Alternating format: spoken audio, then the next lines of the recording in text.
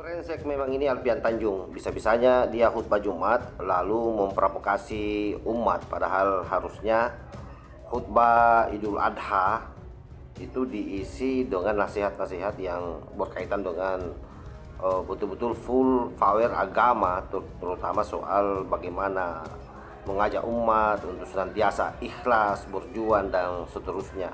Ini malah memprovokasi umat dan mem-PKI-kan hampir seluruh orang yang ada di DPR RI. Ini kan berbahaya sekali narasi-narasi ini dikembangkan.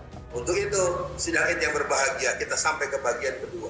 Wahai orang-orang yang beriman, dilarang kepadamu untuk memilih orang Kristen dan orang Yahudi sebagai pemimpin. Kata siapa toh? Kata Allah. Jadi Allah mengajarkan kepada kita, satu, jangan memilih pemimpin yang tidak seiman. Ada lagi yang kedua, jangan memilih pemimpin yang suka mempermainkan agama. Dikit lagi musim pemilu, kita mau mendengarkan banyak arahan, kampanye-kampanye. Lihat, kalau dia calon bupati, dia calon presiden, calon gubernur, calon apapun. Lihat, kalau yang hobi nonton film porno dipilih nggak?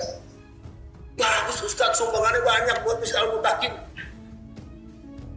Kalau yang kerjanya melakukan aksi-aksi kampanye, datangin goyangnya goyang. Nggak berani tapi ngomong, pokoknya goyang gitu Anda. Wah, lah kalau dia ajari begitu gimana dia mau membimbing orang? Sidang id yang berbahagia. Allahu Akbar, Allahu Akbar, Allahu Akbar. Mudah-mudahan saya tidak melampaui batas dari yang diamanati oleh panitia. Yang ketiga adalah kemandirian. Contohnya masjid. Saya punya pengalaman keliling Indonesia selama hampir 40 tahun. Setiap masjid yang dibangun dengan sumbangan dari pihak tertentu dengan jumlah yang sangat besar, patut diduga masjid tersebut tidak akan pernah berani memanggil ustadz, ulama, dan mubalik yang akan mendakwahkan amar ma'ruf nahi munkar. Jadi buat Al-Mutakin pesan khusus buat sahabat saya, Pak Sani dan kawan-kawan, kalau ada yang nyumbang 20 miliar. Tapi nanti jangan undang Bapak Bambang Suryan, jangan undang Alfian Tanjung. Ini sebutin. Jangan undang, pokoknya jangan undang semua. Yang undang yang lucu-lucu aja. Segala. Nah itu penting. Seluruh masjid-masjid besar di seluruh Indonesia dibangun dengan mewah dan megah, itu biasanya nanti akan ada pos satpam. Apalagi sekarang ada polisi RW. Wah, polisi kasusnya jaga keurusan pakai ngurusin RW. Pak RW berhenti dong. Allahu Akbar, Allahu Akbar, Allahu Akbar. Kita masuk bagian terakhir. Aspirasi umat Islam. Yang pertama adalah emansipasi bermasyarakat, emansipasi berpolitik. Kalau lagi khutbah jangan ngomong politik. Khutbah nggak boleh ngomong politik, tapi ente bagi-bagiin duit dengan gambar merah, dengan sapi yang mau disembelih, ente bagi-bagi nggak apa-apa. Enak kalau kata orang Jawa Tengah. Kita tidak boleh diam, karena curang dan uang telah jadi modal untuk orang bermain macam-macam. Yang kedua, membangun masyarakat yang bertauhid. Masyarakat yang bertauhid cirinya satu saja, yaitu takutnya hanya kepada Allah, tidak takut kepada siapapun. Dan saya acung jempol buat ibu-ibu. Di seluruh perjalanan dakwah saya kemana-mana, seperti penghancuran Masjid Thayyibah pada tanggal 10 Mei tahun 2010 di Medan, itu yang menghadang Delco, yang menghadang traktor, yang menghadang brimob bersenjata, itu emak-emak.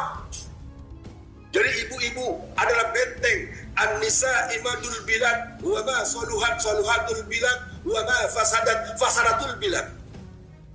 Sidang id yang berbahagia, hari ini saya umumkan bahwa kita menghadapi tahun 2024 harus memilih partai yang diisi oleh orang-orang yang akan membela agama kita.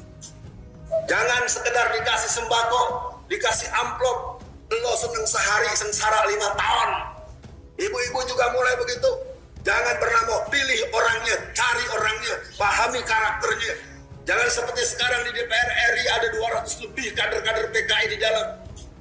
Kenapa bisa banyak di dalam sampai 200 orang anak-anak PKI, cucu-cucu PKI, dan titisan DNA herediter PKI? Karena mereka dibiayai oleh Karmel Budiarto dari Perancis. Ibraruri Aidit dari Eropa Timur, seluruh diaspora PKI sekarang membiayai gerakan mereka.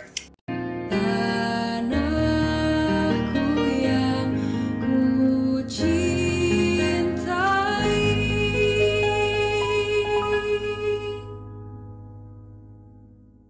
Engkau ku hargai.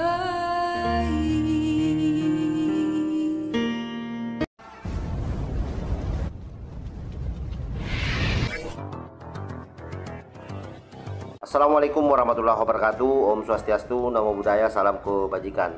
Kembali bersama Tolangin 9 dari Butapan Ritalopi Kabupaten Bulukumba. Kita sudah mendengar apa yang disampaikan oleh Alpian Tanjung, dan yang saya herankan karena ustaz-ustaz seperti ini masih berkeliaran dibiarkan ceramah. Harusnya polisi betul-betul montekel orang-orang seperti ini, dan saya juga berharap sebenarnya Kementerian Agama segera mengeluarkan kebijakan terkait dengan bagaimana sertifikasi para ustaz. Karena kalau ini dibiarkan terus-menerus, ini membahayakan bangsa kita.